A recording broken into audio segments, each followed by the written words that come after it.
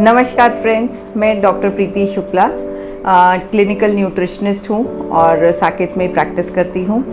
अभी जैसे हम देख रहे हैं कि इस समय पैंडेमिक बहुत तेज़ी से फैला हुआ है और इसका इन्फेक्शियस रेट भी बहुत ज़्यादा है। पूरी फैमिलीज़ इस समय कोरोना पॉजिटिव हो रही हैं, तो इस समय हमें अपने स्वास्थ्य का बहुत अच्छे से ध्यान रखना चाहिए।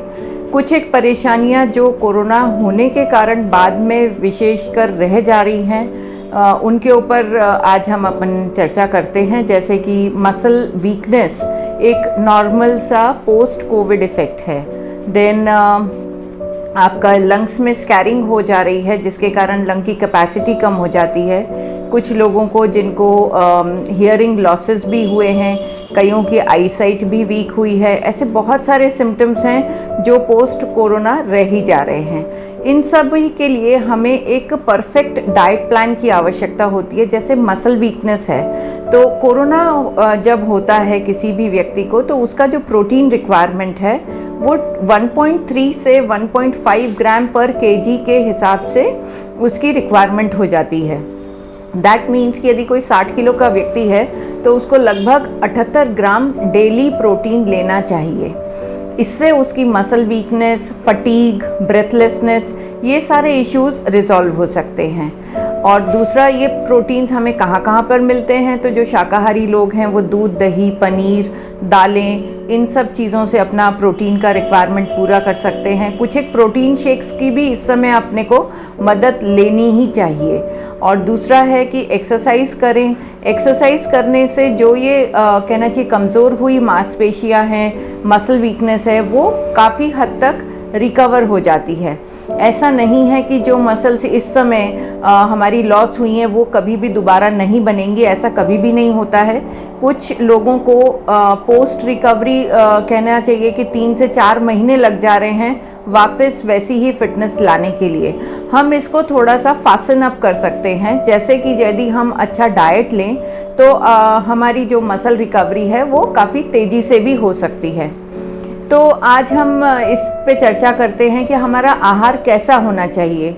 जैसे मॉर्निंग में जब आप उठते हैं तो थोड़े बादाम, अखरोट वगैरह खाइए, चाय वगैरह ले लीजिए। फिर नाश्ता करना है तो नाश्ते में दूध का आप एक इंटेक करिए और इसके अंदर कोई भी एक अच्छी क्वालिटी का प्रोटीन सप्लीमेंट मिला लीजिए।